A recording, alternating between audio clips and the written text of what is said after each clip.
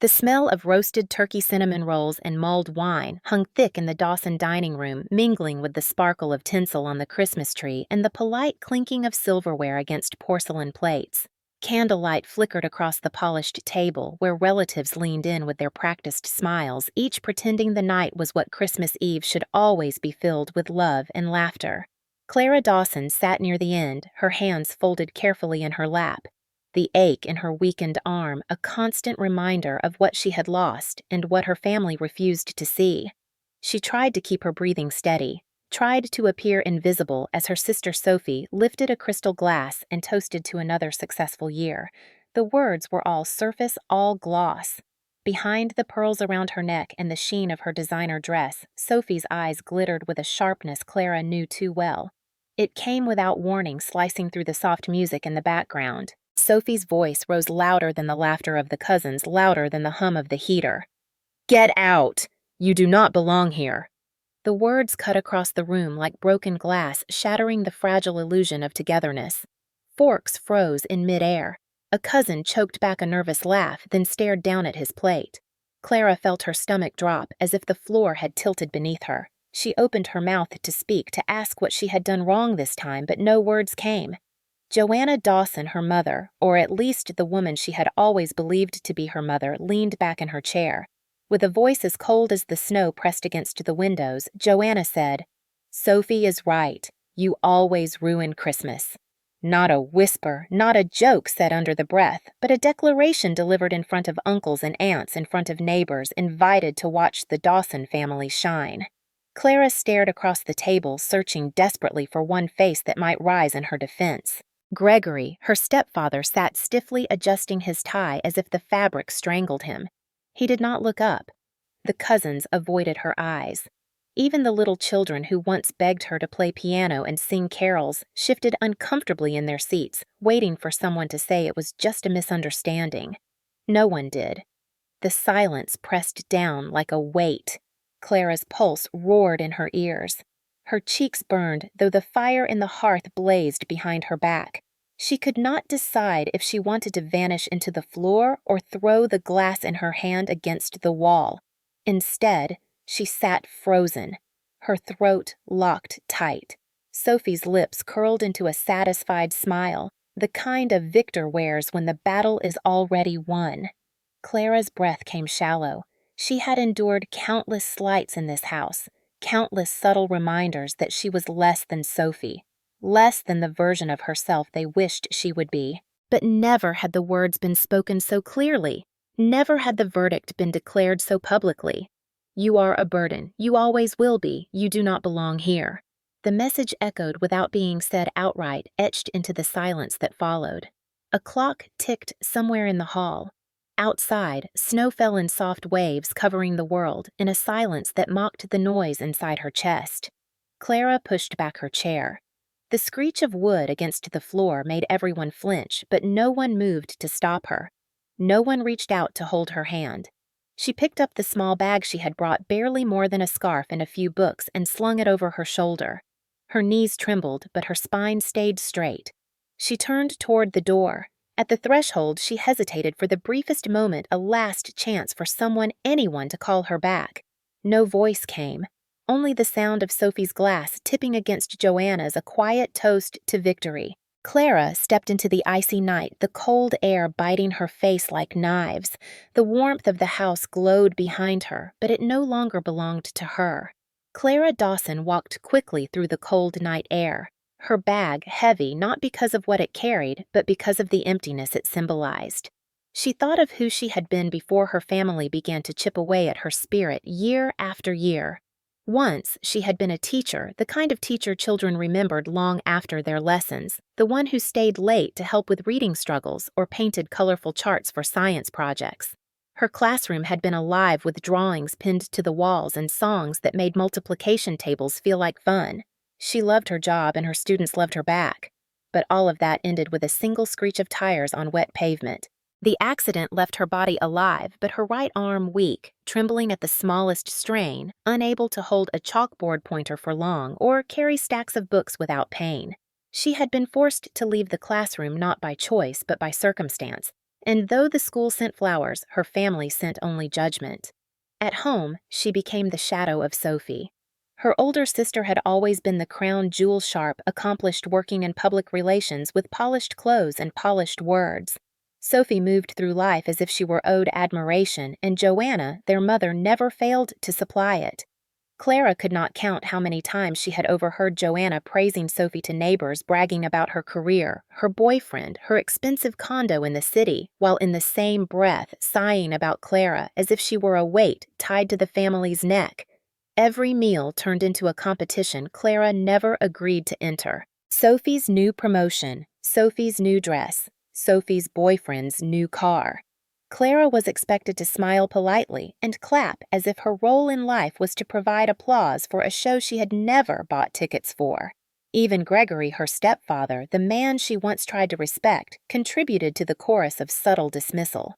Years ago, when his business collapsed under debt, it had been Clara who quietly emptied her savings account to cover the shortfall.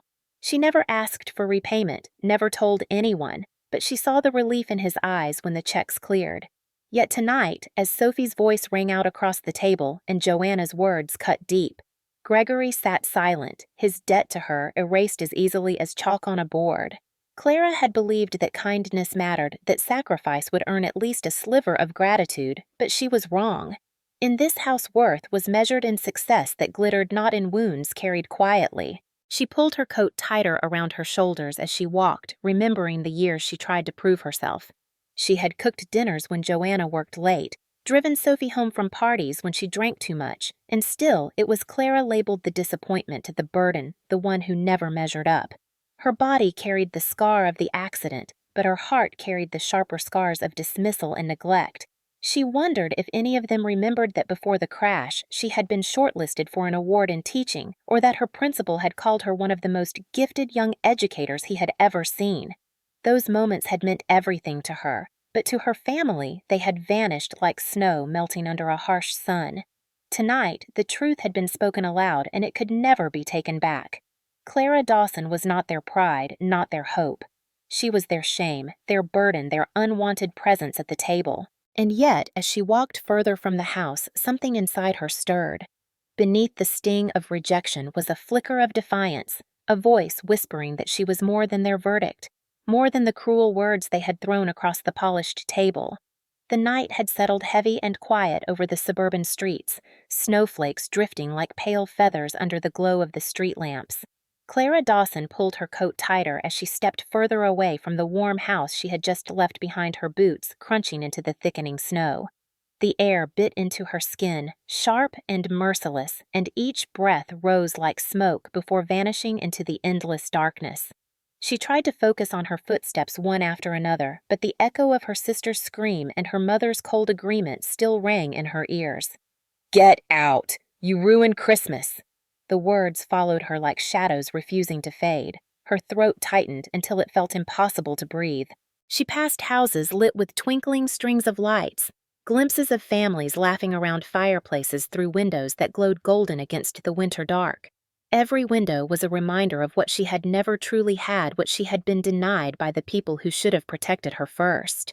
She paused at the corner, her breath fogging the air, staring at the faint outline of the bus stop just ahead. A crooked metal bench sat beneath a flickering lamp, its weak light fighting against the storm. She walked toward it, the cold seeping through her boots until her toes numbed and she lowered herself onto the frozen seat. Her hands shook as she pulled her bag closer, not from fear of losing it, but because it was all she had left. Inside were only a few changes of clothes, an old photo album, and a notebook she had never managed to fill.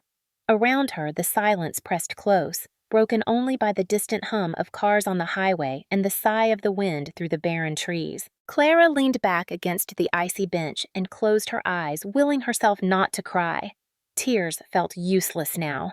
She had cried too many times behind closed doors in the privacy of her classroom when students had gone home in her room when Sophie flaunted her triumphs. But tonight, the tears stayed locked inside.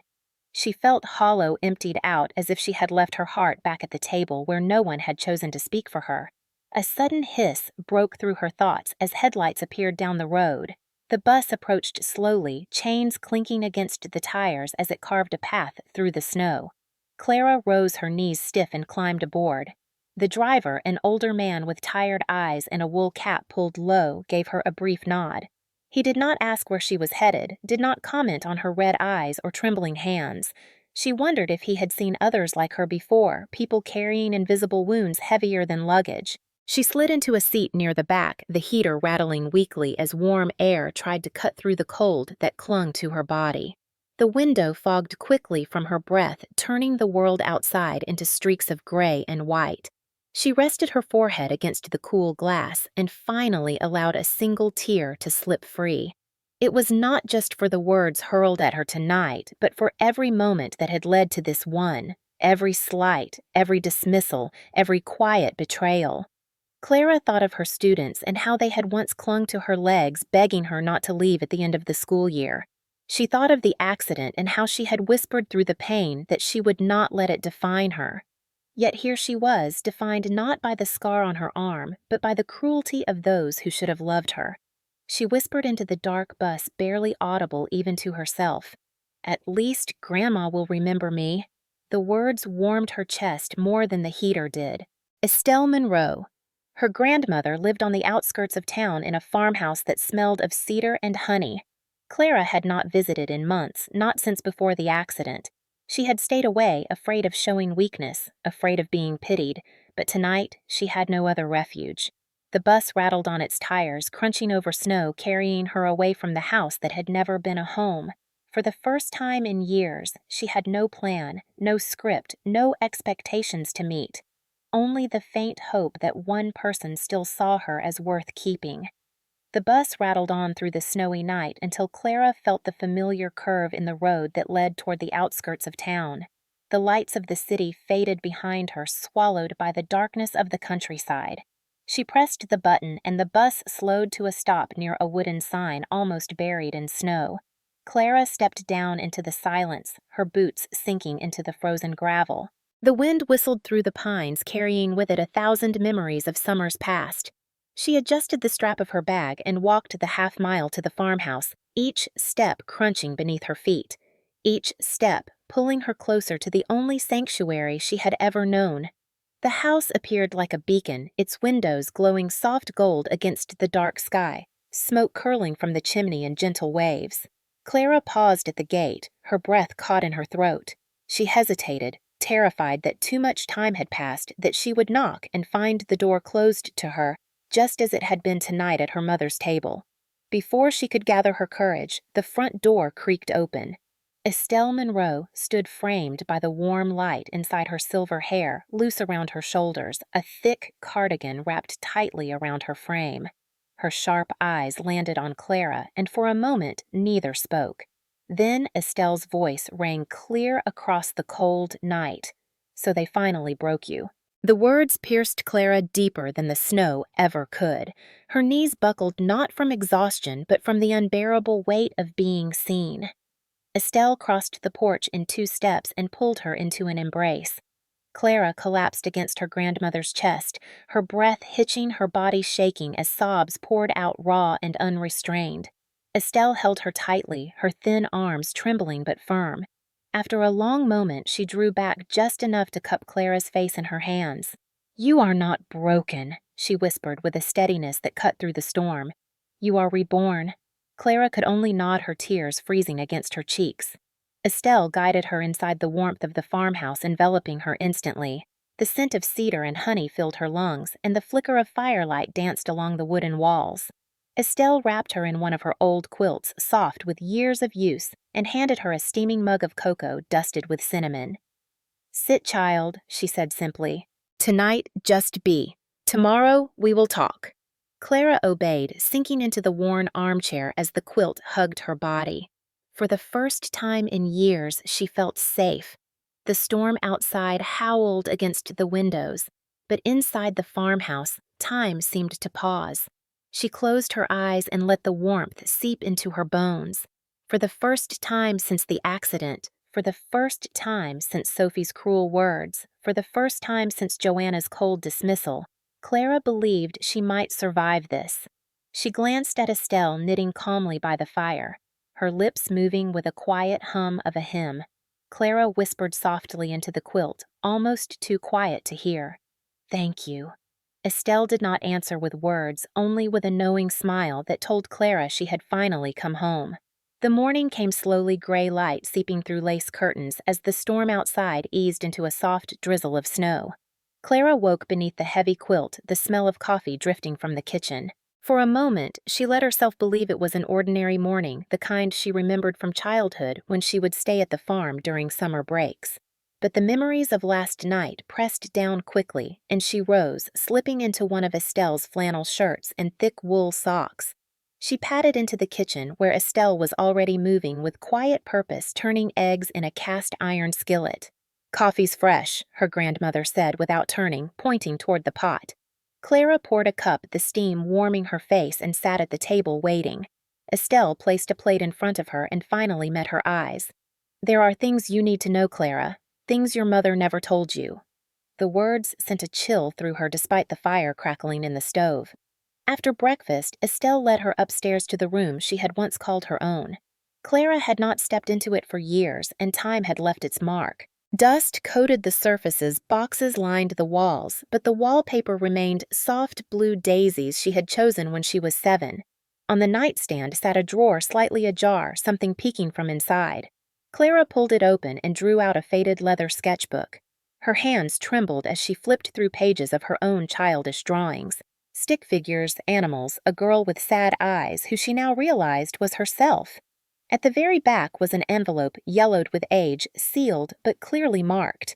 On the front, written in sharp cursive, were the words, "For Clara to be opened when everything falls apart." Her breath caught. She recognized the handwriting instantly. It was Joanna's. Clara's chest tightened, but she could not bring herself to open it. Not yet, not while her mother's voice from last night still echoed in her head. She slipped the envelope into her bag and turned toward Estelle, who stood silently in the doorway. "You kept all of this," Clara whispered.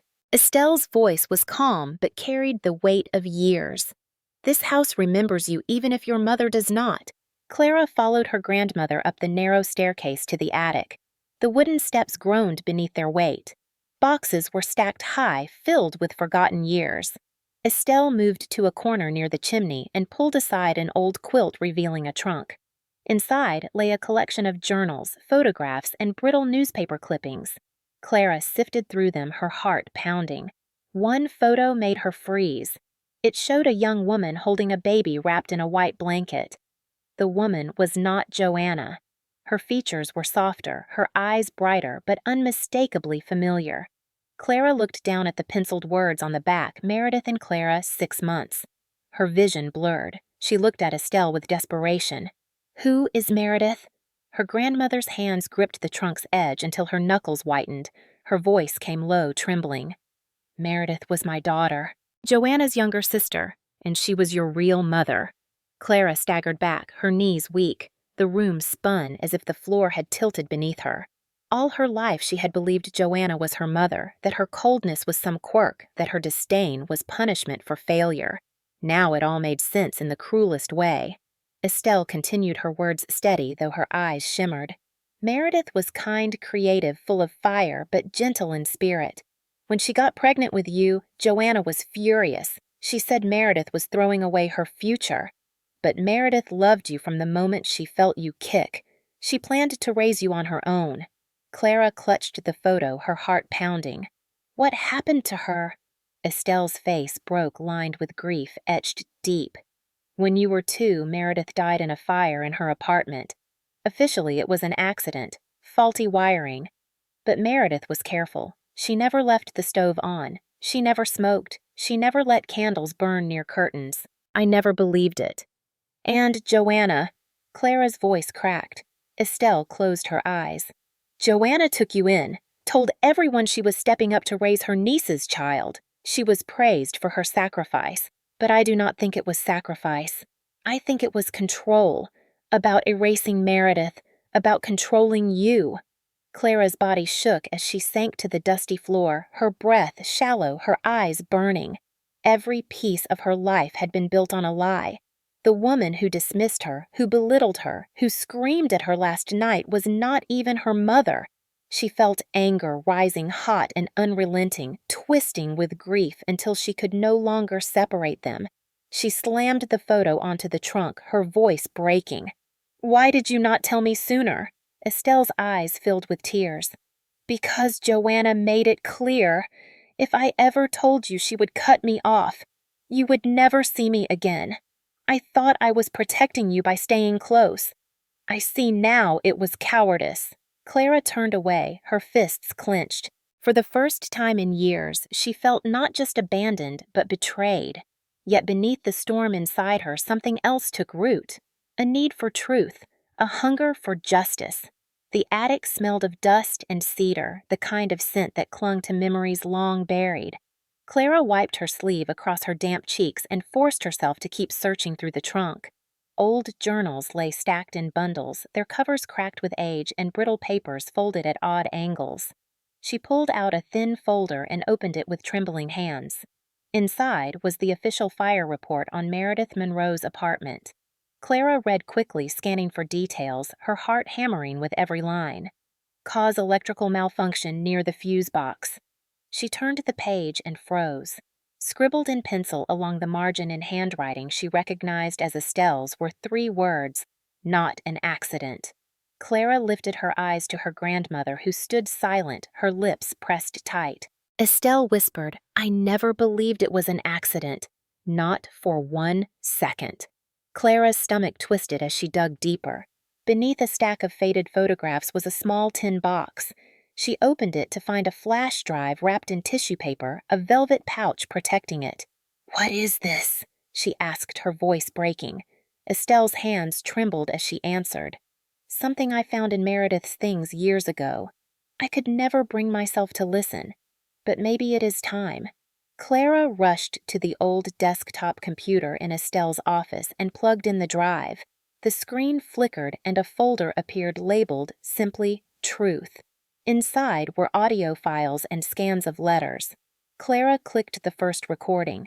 A crackle, then Joanna's unmistakable voice filled the room. "You need to stay quiet about Meredith. If anyone starts digging, it will come back to you, Estelle." The coldness in her tone was undeniable, calculated like someone who had already won.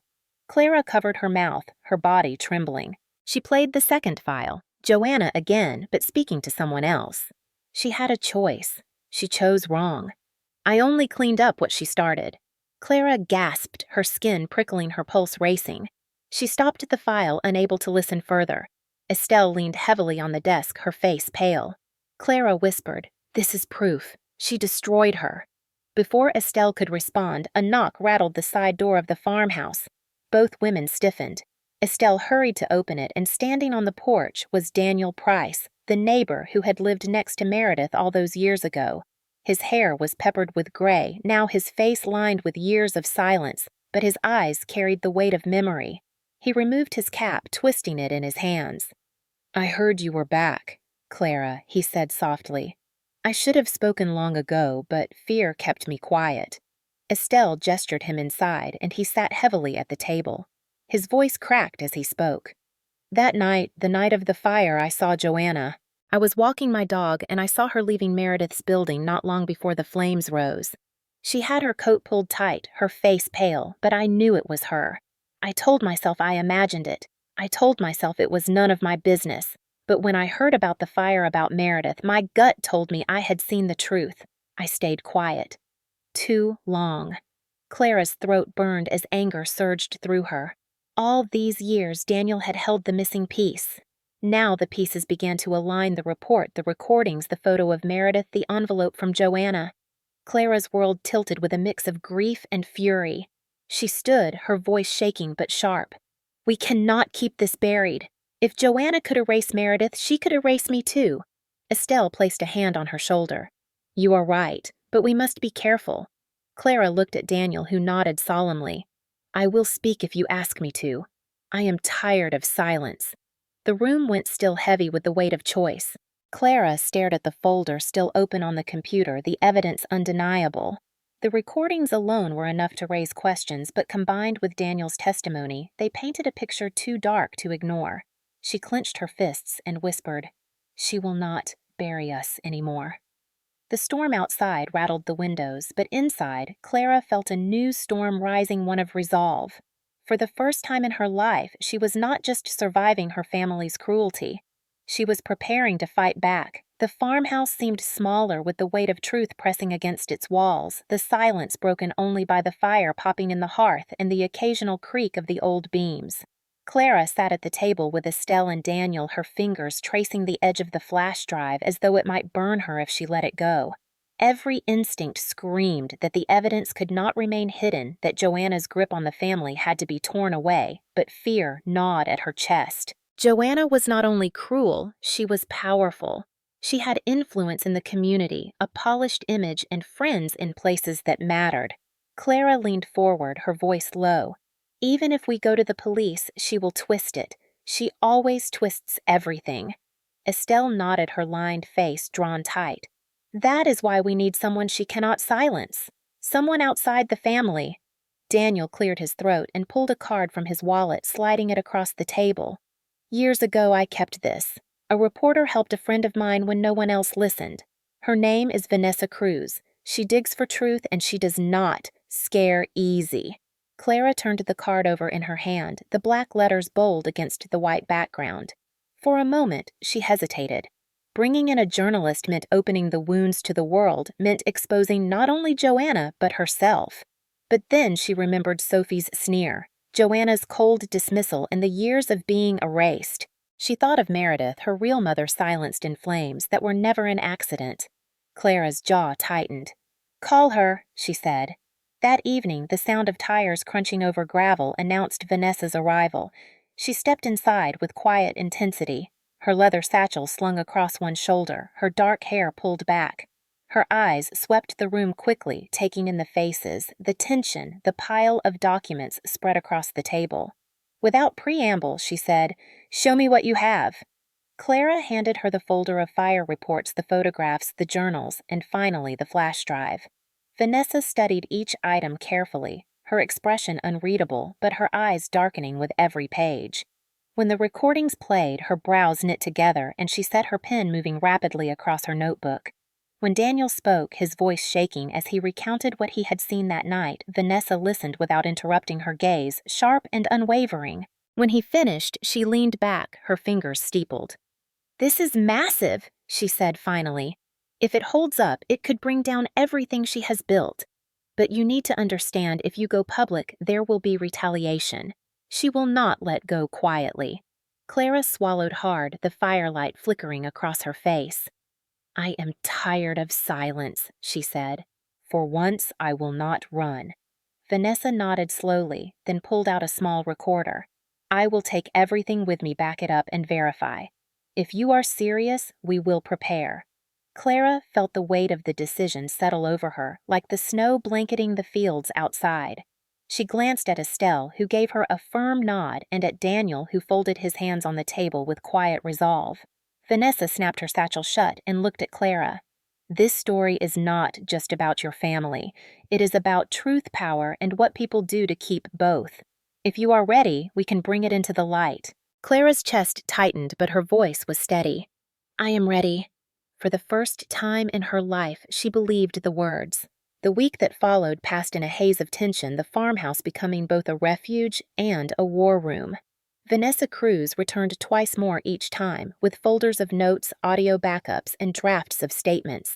She explained the plan carefully, reminding Clara again and again that once they stepped into the light, there would be no turning back. Clara lay awake at night in the small bedroom that had once been her childhood sanctuary, staring at the faded daisies on the wallpaper, her heart hammering with dread and determination in equal measure. When the night of the gala arrived, the farmhouse felt charged with anticipation.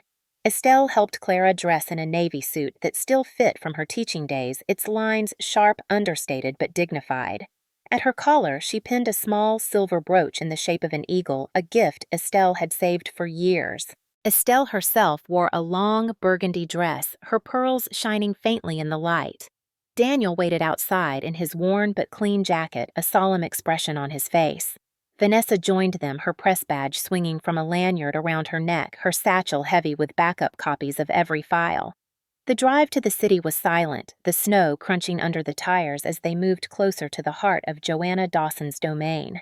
The hotel glittered against the winter night, every window ablaze with light, the entrance flanked by red carpet and golden decorations. Wealthy guests streamed inside, laughing, adjusting their coats, ready to celebrate under the theme printed on every invitation, rebuilding families. Clara almost laughed at the irony, but her throat was too tight. They stepped into the grand ballroom, chandeliers spilling light across polished marble floors, tables draped in white linen, waiters gliding with trays of champagne. At the far end near the stage, Joanna stood in a sleek gown, Sophie at her side, Gregory a few paces behind. Joanna's smile gleamed as she greeted donors, her laugh polished her handshakes firm. Then her eyes fell on Clara. For a moment, her mask slipped, her smile freezing, her eyes narrowing before curving back into composure. Clara felt every head turn, every whisper ripple through the crowd as she and Estelle crossed the room, Daniel close behind. Joanna excused herself from the donors and approached, her heels clicking sharply against the marble. Her voice was velvet, her smile practiced. "Clara, what an unexpected surprise! How brave of you to come!" She gestured toward a hallway lined with portraits. "Excuse me, everyone. I need a word with my daughter." Clara followed Estelle's hand steady on her arm. Once out of earshot of the guests, Joanna's facade cracked. Her voice dropped to a hiss. "What do you think you are doing? This is not the time or the place." Clara stood taller, her pulse thundering in her ears. "It is the perfect time, and I am not your daughter." Joanna blinked, recovering quickly, her lips curling. "You ungrateful child! I gave you everything! I saved you when no one else would." "You destroyed my real mother," Clara shot back. "You erased Meredith, and I can prove it." Joanna's eyes darted to the folder in Clara's hands, to Estelle standing firm to Daniel's grim face. She tried to laugh, but it came brittle. "No one will believe you. You are a bitter girl clinging to ghosts." Clara's voice rose steady, sharp. "They will not have to believe me. They will hear you themselves." She pulled the small recorder from her pocket and pressed play. Joanna's voice filled the corridor, cold and unmistakable.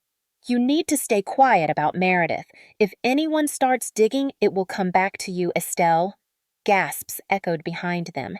A few curious guests had drifted closer, drawn by the raised voices. Clara pressed play again, this time the second recording. She had a choice. She chose wrong. "I only cleaned up what she started." The hallway fell silent, every eye on Joanna. Her skin drained of color. She stammered, "That could be anyone." "You have nothing." Daniel stepped forward, his voice breaking but strong. "I saw you that night, Joanna. I saw you leave Meredith's apartment before the flames." I stayed quiet, but not anymore. A murmur spread through the gathering crowd. Cameras clicked, phones rose, recording the moment. Joanna's polished world cracked open in the glare of the chandeliers. Estelle's voice rang clear. "This is the end of your game. The truth is out, and it will not be buried again." Joanna's breath came fast, her hands trembling despite her attempt to hide it. "You do not know what you are starting," she whispered. "You will ruin this family." Clara met her gaze without flinching. "You ruined it long ago. Tonight we end your silence." Behind them, Vanessa appeared, her press badge catching the light. "The release is already scheduled," she said evenly. "Admit it now on your own terms, or the world will hear tomorrow." Joanna's eyes flicked wildly from Clara to Estelle to Daniel to Vanessa. For the first time, her control faltered. Her shoulders slumped, her eyes darting toward the ballroom filled with murmuring guests. She whispered, "I will make a statement tomorrow. Alone." Vanessa's voice was firm. "Then I suggest you enjoy your last gala." The whispers swelled into a tide as Joanna turned back toward the stage, her smile cracking her image, collapsing even as the music swelled and waiters moved like ghosts among the disbelieving guests. Clara stood still in the hallway, the weight of the recorder in her palm, her grandmother's hand on hers, Daniel at her side. She felt her breath steady, her heart no longer racing with fear, but with resolve. For the first time, she was not the burden. She was the voice Meredith had been denied, and she had spoken it where the world could hear. Dot news traveled faster than the winter wind, sweeping through the city overnight and spilling into every corner by morning. By noon, Clara's phone buzzed endlessly with alerts. Headlines blazed across the screen. Joanna Dawson, philanthropist, accused of covering up sister's death. Articles described the recordings, the eyewitness testimony, and the contradiction between Joanna's public image and the shadows she had hidden for decades. Television anchors replayed snippets of her voice, the cold confession that Meredith had chosen wrong, the veiled threat to Estelle. Clips from the gala circulated on social media, guests whispering, cameras flashing as Joanna's face drained of color. Her carefully constructed reputation shattered in a single night. Gregory Lane issued a statement of resignation from his business board, claiming ignorance and shock, though Clara could see the hollowness in his words. He had known enough to stay silent, and silence was its own kind of complicity. Sophie vanished from public view, her engagement quietly dissolved by her wealthy fiancé, who did not want to be tied to scandal.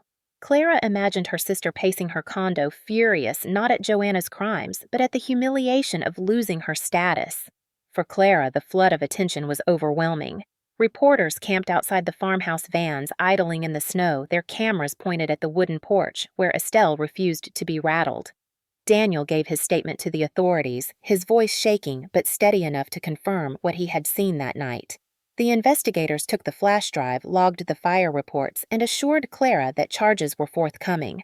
Yet even as she watched the walls of Joanna's empire crumble, Clara felt no triumph. There was no victory in learning that her real mother had been stolen by fire and betrayal.